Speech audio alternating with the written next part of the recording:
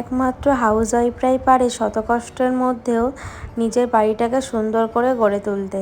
Hello everyone, good morning. কেমন আছো তোমরা সবাই? আশা করি সবাই ভালো আছো। শিউলি লাইফস্টাইল ব্লগে আর একটা নতুন ভিডিওতে তোমাদের সবাইকে জানাই অনেক স্বাগত। তো এখন বেজে গেছে 7টা, আর এখন তোমাদের সাথে নিয়েই ভিডিওটা শুরু করছি। আর ভিডিওটা অবশ্যই তোমাদের ভালো লাগবে, আর ভালো লাগলে অবশ্যই একটা লাইক কমেন্ট করতে ভুলো না। আর আমি উঠেছি অনেক সকালে, উঠে আর তোমাদের সামনে ভিডিওটা শুরু করতে পারিনি, তার কারণ আমি তোমাদের বলছি। এইদিকে দেখো বিছনাটা গুছিয়ে নিচ্ছে, আর কিছু জামা কাপড় ছিল, মাম্মামের স্কুল ড্রেস ছিল, সেইগুলো সমস্ত গুছিয়ে নিচ্ছে। এগুলো কিন্তু কালকে বিকালে কেচে দিয়েছিলাম।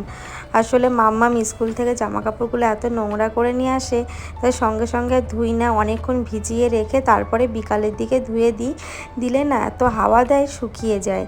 তো এখন দেখো গুছিয়ে নিচ্ছে, আর হাজব্যান্ড কিন্তু বেরিয়ে গেছে ডিউটিতে। আর আজকে আমি সত্যি খাবার করে দিতে পারিনি, তার কারণ জানো তো বন্ধুরা, সকালবেলায় সবজি কাটতে কাটতে না আমার অনেকটা হাত কেটে গেছে, আর হাত দিয়ে এত পরিমাণে রক্ত ঝরছিল যে কিছুতেই রক্ত বন্ধ হচ্ছিল না। তারপরে আমি কিন্তু উঠে গেছি, আর কোনো কাজ করিনি, অনেকক্ষণ বসেছিলাম। তো আমার কিন্তু ডান হাতে বুড়ো আঙুলে আর আমি কিন্তু ব্যান্ডেড করে রেখেছি। আর সত্যি কথা বলতে দুদিন আগে আমার শাশুড়ি মা কিন্তু এই বটিটা কিন্তু ধার করে নিয়ে এসে, তো ভীষণ ধার ছিল, আমাকে বলেছিল সাবধানে কাটতে। আসলে আমি এত তাড়াহুড়ো ছিলাম, এত অন্যমনস্ক ছিলাম যে কাটতে কাটতে না হাতটা কিভাবে কেটে গেল বুঝতেই পারলাম না। তো অনেকটা ডিপ করেই কেটেছে, আর এত পরিমাণে কেটেছে বন্ধুরা, ভীষণ জ্বালা করছিল, আর রক্ত সত্যি বন্ধ হচ্ছিল না। যেখানে সবজি কাটছিলাম বসে সেই জায়গায়ও কিন্তু রক্ত অনেকটাই বেরিয়ে পড়েছে, আর আমি কিন্তু যেখানে খাটের কাছে এসে বসেছিলাম ওখানেও অনেকটা রক্ত বেরিয়েছে। তো যাই হোক, কিছু করার নেই। দেখো তারপরেও কিন্তু হাতে এত কষ্ট নিয়ে তারপরে কিন্তু দেখো সমস্ত কাজ করতে হচ্ছে। ওই যে বাড়ির বউয়ের কিন্তু শত কষ্ট হলেও কিন্তু সংসারের কাজগুলো করে যেতে হয়। আর কি বলো তো, বাড়ি একা হলে পরে কিন্তু সংসারের সমস্ত দায়িত্ব এইভাবে পালন করতে হয়। তো যতই তোমার কষ্ট হোক সেটা কিন্তু আর এখন কিন্তু সেইটা ভাবলে আর চলবে না। এটা কিন্তু বাপের বাড়িতে একমাত্র স্বাধীনতা পাওয়া যায়, যেটা বিয়ের আগে পাওয়া যায়, বিয়ের পরে শ্বশুর বাড়িতে সেটা কখনোই নয়। তো ওই জন্য সেই কষ্টটাকে ভুলে চেপে রেখে কিন্তু আমি দেখো সংসারের কাজগুলো করছি অনেক কষ্ট করে বন্ধুরা। বাসনগুলো মেজেছি, আর বাসন মাজতে মাজতে না জলের ধুয়ে না ব্যান্ডেডটা না উঠে গেছে। তো কিছু করার নেই, তবুও কিন্তু করছি। কি বলো তো, বাড়ির বউ তো করতেই হবে, আর নিজের সংসারের কাজগুলো কিন্তু যতই হোক দেখো গুছিয়ে করছি। একটু কষ্ট হচ্ছে তবুও কিন্তু মানিয়ে নিতে হচ্ছে। আসলে কিন্তু এখন অনেক কষ্ট কিন্তু সয়ে গেছে।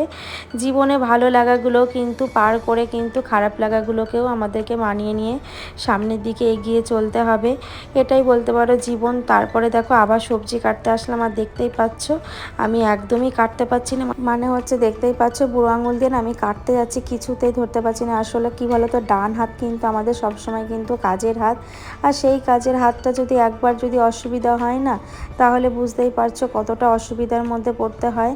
আর এইদিকে দেখো এক এক করে সমস্ত সবজি কাটছি, আর আমি কিন্তু এখানে কিন্তু তাড়াতাড়ি কাটা দেখাচ্ছি, তার কারণ হচ্ছে আমার কিন্তু সবজিগুলো কাটতে 1 ঘন্টা লেগে গেছে আজকে, ভীষণ কষ্ট। আর এত পরিমাণে জ্বালা করছে, লঙ্কাগুলো কাটতে আছি তাও যেন জ্বালা করছে। তো কি করব, এটাই করতে হবে। আর সকালবেলায় না কালকে যেহেতু রাতে মটর ভিজিয়ে রেখেছিলাম, ভেবেছিলাম যে ঘুগনি রুটি করব। তা আটাটা না মেখে রেখেছি, জানি না রুটি করতে পারবো কি না। আসলে ওই হাতে এত পরিমাণে যখন চাপ লাগছে রক্তটা কিন্তু আবার বেরাচ্ছে। তো কিছু করার নেই, মুড়ি ঘুগনি খাবো, তো ওই জন্য কিন্তু ঘুগনিটা এই যে বসিয়ে দিচ্ছি। আর আটাটা মেখেছি সেটা কিন্তু ফ্রিজে রেখে দেবো। এবেলা হয়তো হাতটা অসুবিধা হলে ওবেলা হয়তো একটু কমবে, তখন ওবেলায় নয় আটাটা রুটি করে নেব রাতে, আর ওই জন্য ফ্রিজে এখন রেখে দেবো। আর এইদিকে দেখো দেখতেই পাচ্ছ, তোমাদের হয়তো ভালো করে দেখাতে পাচ্ছি না, দু জায়গায় অনেক ডিপ করে কেটেছে। তো কিছু করার নেই, দেখো বাড়ির বউদেরও কিন্তু সব কিছু সহ্য করে থাকতে হয়। আসলে কি বলো তো, বটিটা এত পরিমাণে ধার ছিল যার জন্য কিন্তু অল্পতেই বেশি হয়ে গেছে।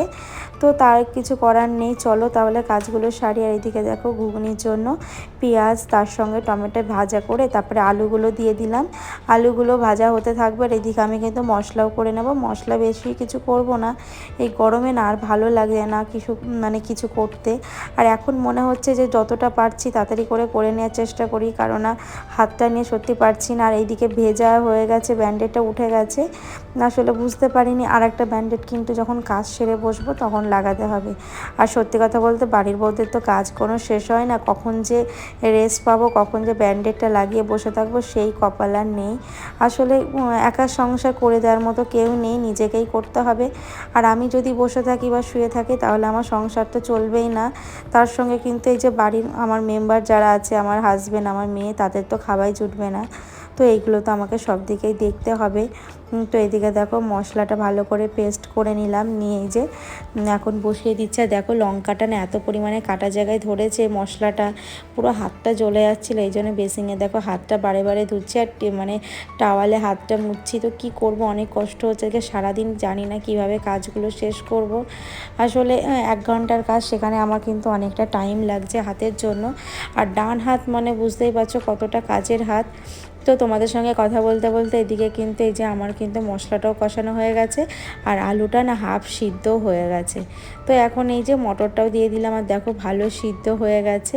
আর আসলে কি বলো তো, আমার হাজব্যান্ড কিন্তু আবার গোটাগুলো খেতে চায় না, একটু পোলে যে নরম বেশি হলে মানে সিদ্ধটা বেশি ওর কাছে ভালো লাগে। আর এদিকে দেখো সুন্দর করে কষিয়ে নিয়েছি, এখন জলটা বেশি দিয়ে এই যে এখন ধনেপাতা দিয়ে ভাজা মশলা দিয়ে নামিয়ে নেব, নিয়ে দুপুরের জন্য রান্নার এই যে রেডি করে নিলাম। এখানে মাছ বার করে নিয়েছি, নুন হলুদ দিয়েছি, তার সঙ্গে পটল আলু দিয়ে করবো মাছের ঝোল, আর এদিকে করব পুঁই শাক করবো মাছের মাথা দিয়ে। তো দুপুরে এটাই মেনু। আর আমি কিন্তু ভেবেছিলাম যে রুটি ঘুগনি করব, ঘুগনিটা করেছি, রুটিটা আর বেলতেই পারলাম না। আর যাই হোক মুড়ি দিয়ে খেয়ে নেব, মাম্মামকেও দেবো। আর এদিকে দেখো এই যে আটাটা, মাখা আটাটা ফ্রিজে রেখে দিচ্ছি। তো এটাই ফ্রিজে থাক, ওবেলা দেখি পারলে করে নেব, কি করব বলো, একা হাতে না করলে যা হয়। আর হাজব্যান্ড তো বাড়িতে নেই, ও তো সকালবেলা বেরিয়ে গেছে। আর ও বলেছে দুপুরবেলা আসবে, আমাকে ফোন করেছিল খেতে আসবে। তো যাই হোক, আর সকালবেলা আমি করে দিতে পারিনি, ভীষণ খারাপ লাগছিল। আসলে ওই মুহূর্তে না মানে এত পরিমাণে দেরি হয়ে গেছে, তারপরে হাতটা ওরকম, যার জন্য কিন্তু আর দেরি হয়ে গেল, খাবার করে দিতে পারলাম না। মানে সকালে টিফিনটা বলেছিল রুটি ঘুগনি খেয়ে যাবে, সেটা তো আর হলো না। আর কি করা যাবে, এটা রেখে দিলাম বেশি করে রুটি ঘুগনিটা, মানে আটাটা মাখা আছে, ঘুগনিটা রেখে দিলাম, রাতেও হয়ে যাবে, রাতে আর কিছু করতে হবে না।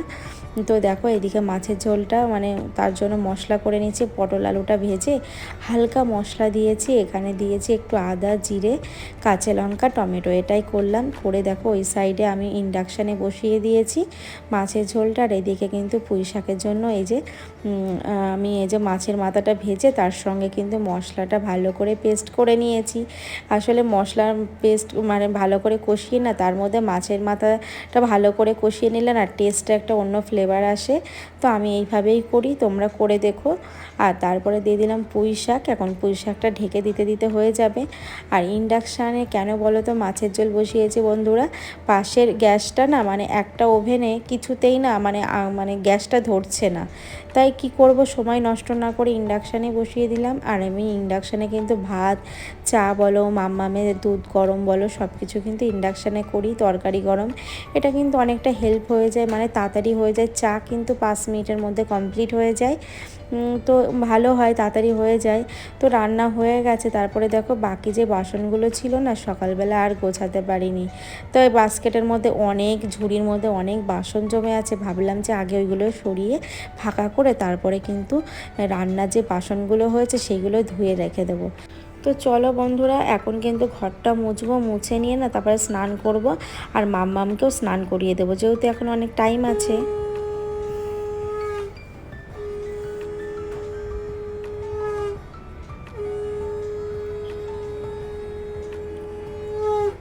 তো বন্ধুরা দেখতেই পারলে পুজো দিয়ে আমার কমপ্লিট। তারপরে চলো বন্ধুরা একবারে কিন্তু সেই বিকালবেলায় আসলাম, আসলে তারপরে আর তোমাদের সঙ্গে ভিডিওটা শেয়ার করিনি, খাওয়া দাওয়া করে না ঘুমিয়ে গেছিলাম। তো এখন মাম্মামকে উঠে না ওকে জল বিস্কুট দিয়েছি, বলছে কিছু খাবে না, আর আজকে ওর ড্রয়িং আছে, তাই জন্য দেখো রেডি করে দিয়েছি, ড্রয়িংয়ে যাবে, ড্রয়িং থেকে তারপরে কিন্তু ওকে পড়তেও নিয়ে যাব। তাহলে চলো বন্ধুরা, তাও দেখতেই পাচ্ছ সারাদিন কিন্তু এইভাবে কিন্তু কষ্টের মাঝেও কিন্তু বাড়ির বউরাই পারে এইভাবে সমস্ত দায়িত্ব পালন করতে।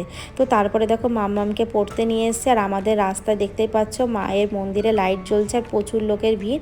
আর প্রত্যেক দিন কিন্তু এত মানে লোকের ভিড়ের আগমন হয় মাকে দর্শন করার জন্য। আর অনেক অনেক জায়গা থেকে মাকে আসে পুজো দিতে। আর 9টা সাড়ে 9টা পর্যন্ত ভীষণ ভিড় থাকে। আর সন্ধ্যা আরতি দারুণ লাগে বন্ধুরা, তোমাদের অন্য একদিন সন্ধ্যা আরতিটা দেখাবো। আর এইখানে দেখতে পাচ্ছ স্বামী বিবেকানন্দ, মা শারদা আর রামকৃষ্ণদেবের মূর্তি করা। তো আমাদের এই গৌরীপুর কালীবাড়ি মন্দিরটা কিন্তু ভীষণ জাগ্রত। আর এখানে দেখো মাম্মামকে দিয়ে এখন চলো মন্দিরে গিয়ে তোমাদের মায়ের দর্শন করিয়ে দিই। আর তোমরা মায়ের দর্শন করো, খুব ভালো যাবে তোমাদের দিনটা। আর মা কিন্তু ভীষণ জাগ্রত। তাহলে চলো বন্ধু, আর বেশি কথা বাড়াবো না, ভিডিওটা বড় করব না, তাহলে এখানেই শেষ করছি। আবার দেখা হচ্ছে নেক্সট কোনো ব্লগে।